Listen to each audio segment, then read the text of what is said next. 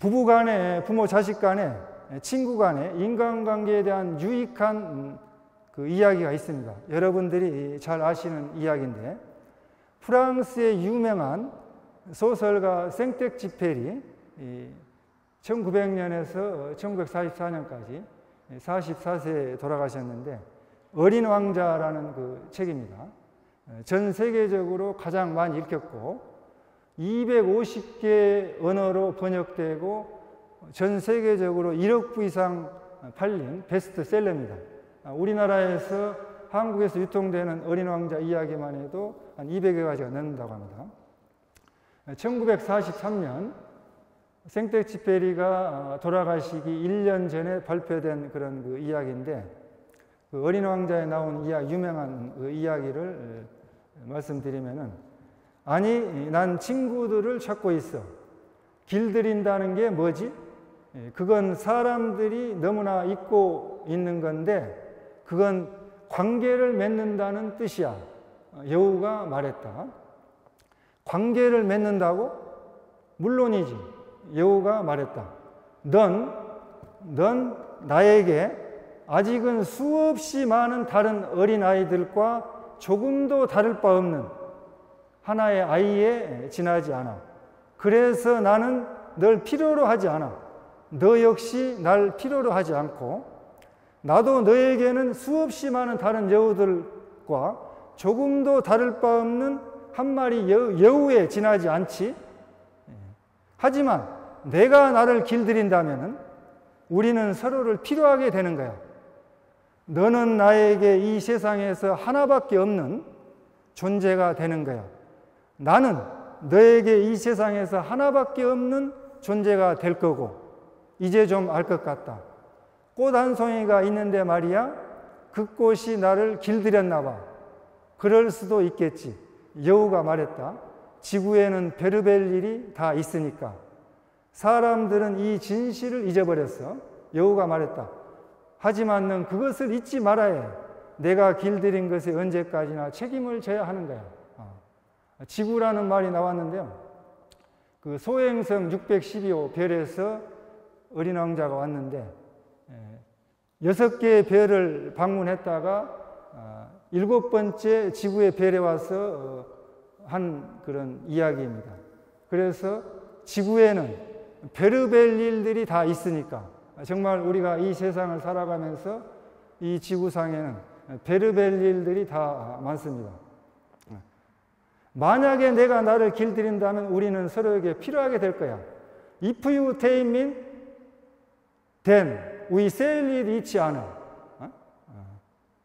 여러분이 어떤 사람과 길들인다면, 다시 말해서 어떤 사람하고 관계를 맺는다면, 인연을 짓는다면 여러분과 그 어떤 사람은 서로에게 없어서는 안 되는, 꼭 필요한 사람이 될 것입니다.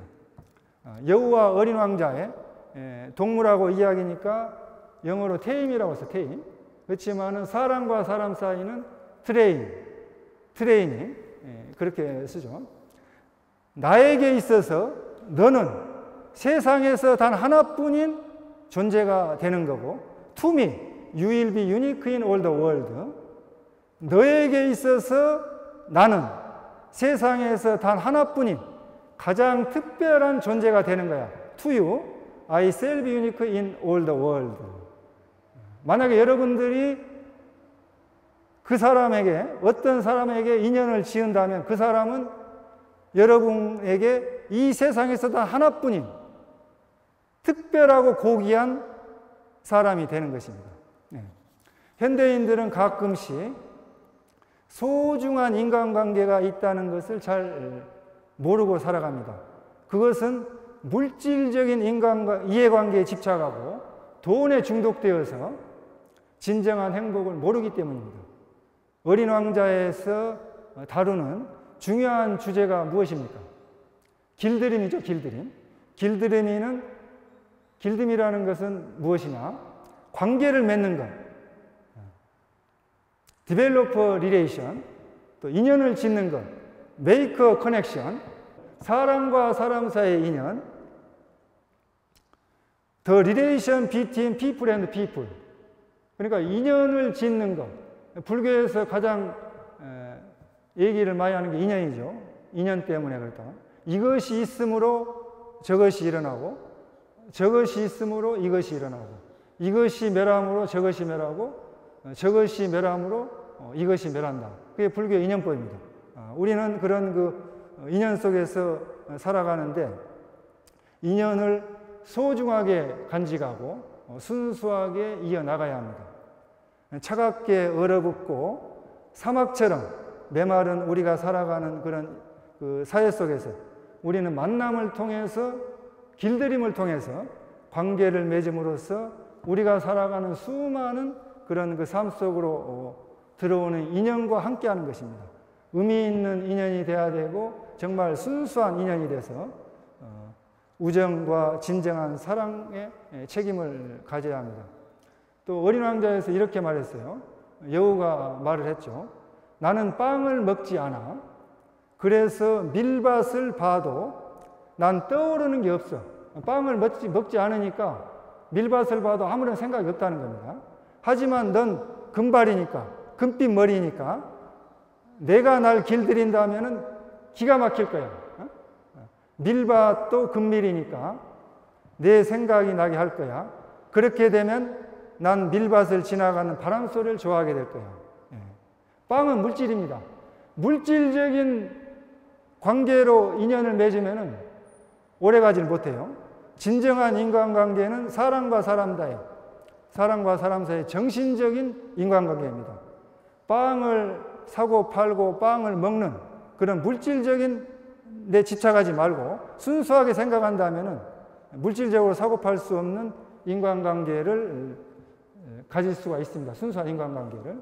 그래서 그런 순수한 인간관계는 시간이 필요하고 서로 간에 소통이 필요하고 인내가 필요한 것입니다.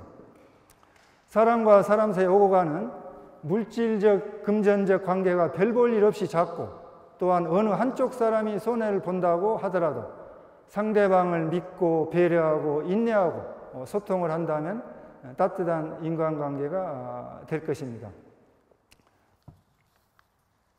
우리는 세상을 살아가면서 육안으로 겉모습만 보지 말고 마음의 눈으로 세상을 바라봅시다. 마음의 눈은 해안입니다. 지혜의 눈입니다. 모든 사람을 지혜의 눈으로 바라봅시다. 세상을 순수한 마음으로 바라봅시다. 현대인들은 인간을 로봇처럼 기계적으로 물질적으로 대하고 인간관계를 해나가고 있습니다. 생텍쥐페리가 이런 말씀을 했습니다. 효도에 관한 말씀인데요. 우리 부모님들은 우리들의 어린 시절을 꾸며주셨으니 우리는 부모님들의 말년을 아름답게 꾸며드려야 합니다. 부모님이 우리의 어린 시절을 아름답게 꾸며주셨으니 Our parents made our childhood beautiful. 이제는 우리가 부모님의 여생을 아름답게 꾸며드려야 할 차례입니다. This is the time to make their life beautiful. 이렇게 말씀을 했습니다.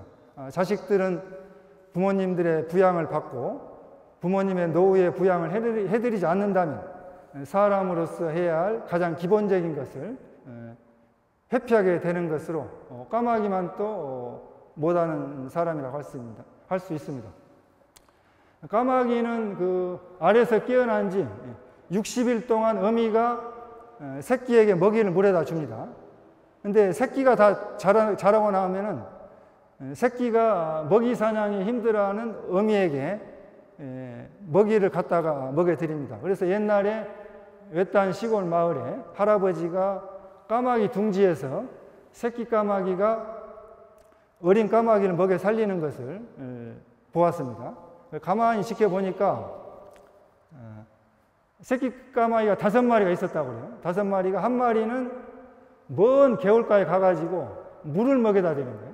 물을 먹여다 주고 둘째 까마귀는 산과 들에 가가지고 먹을 것을 가져오고 셋째 까마귀는 깨구리를 잡아다 먹이고 넷째 까마귀는 그 강에 가서 물고기를 잡아다 먹이고 다섯째 까마귀는 동네 마을에 가가지고 사람들이 먹다 남은 음식을 갖다가 먹이는 것을 보았습니다.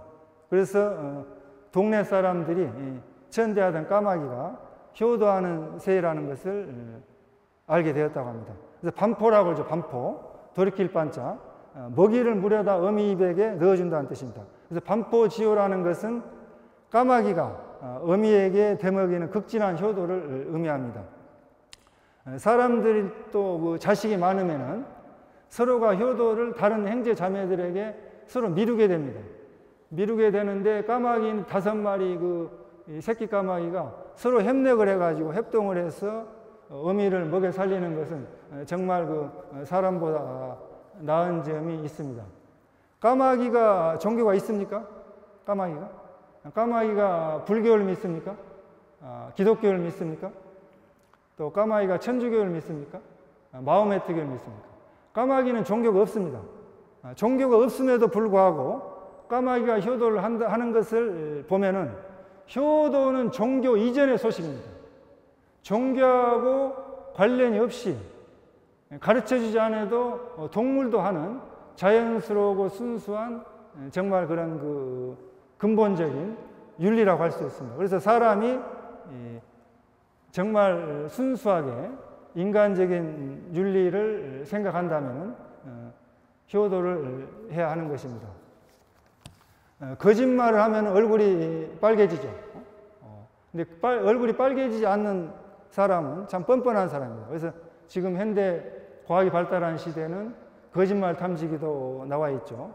독일의 철학자 유명한 라이너 에를링어, 여러분들이 잘 아시는 그런 철학 윤리 박사 분이 거짓말하면 얼굴 빨개진다는 그런 그 철학 동화를 썼습니다.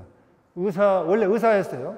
의사였는데 변호사, 방송 프로그램 사회자, 윤리 박사라는 그런 그 별명을 가진 라이너 에를링어인데 인간으로서 올바르게 정직하게 사는 것이 무엇인가?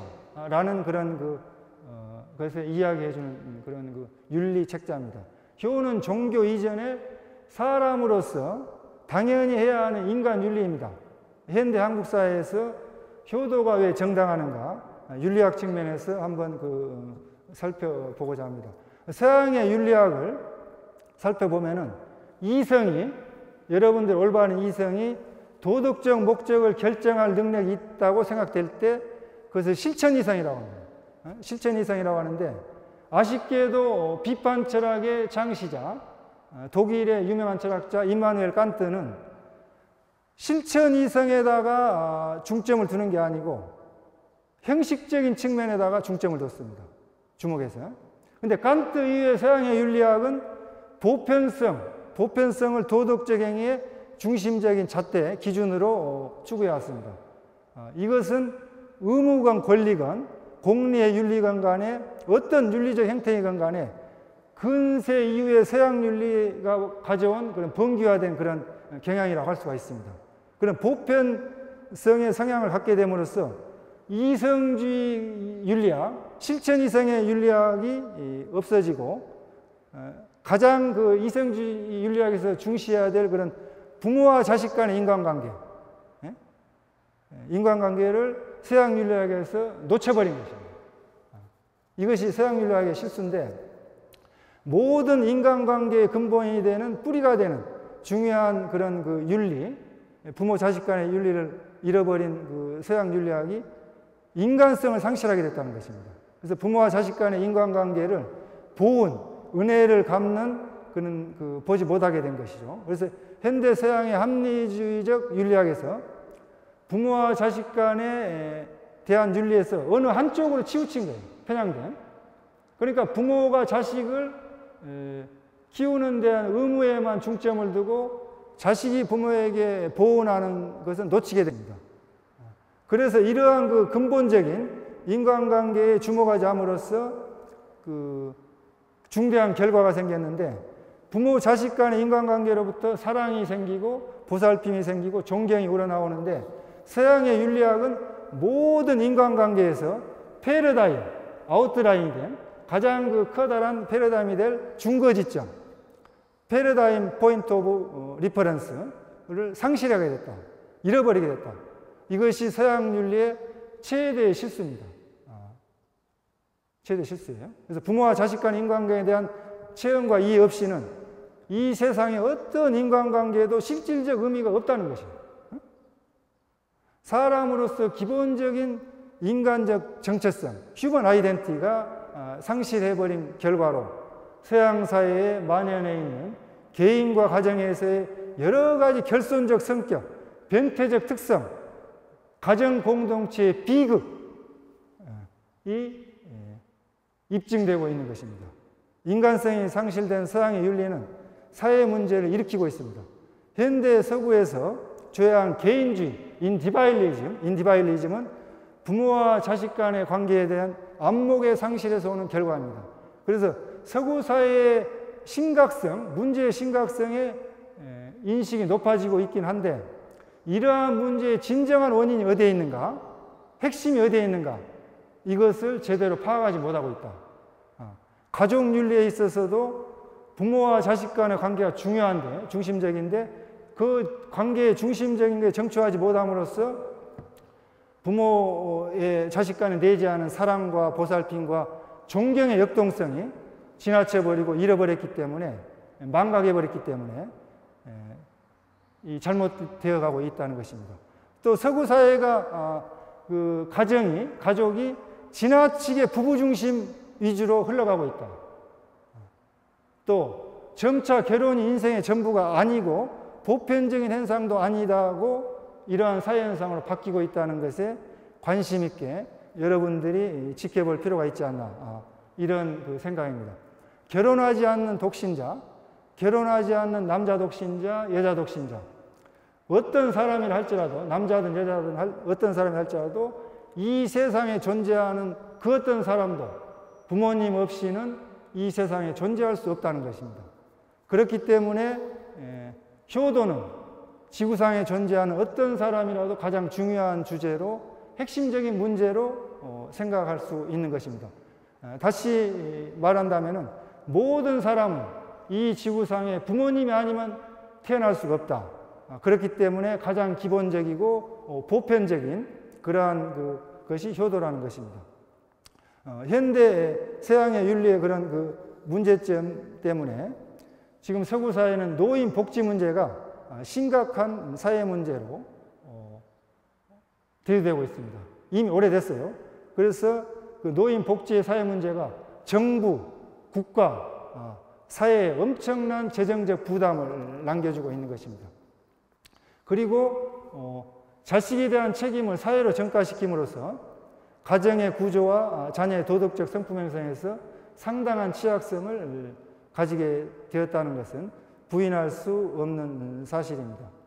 부모에 대한 자녀의 의무와 덕목을 강조하지 않는 편향된, 효도가 상실된 서양의 가정윤리가 한국 사회에 그대로 그냥 들어와 버렸어요. 똑같은 서구 사회의 심각한 사회 문제를 지금 현대 한국 사회에서 문제를 일으키고 있다. 그러므로 현대 한국 사회에서 전통 효 문화를 계승 발전시켜야 되는 것이고, 현대 한국 사회에서 효의 정당성의 근거가 되는 것입니다. 효의 윤리가 시대적으로 현대 한국 사회에서 꼭 필요한 가정 윤리가 되는 것입니다.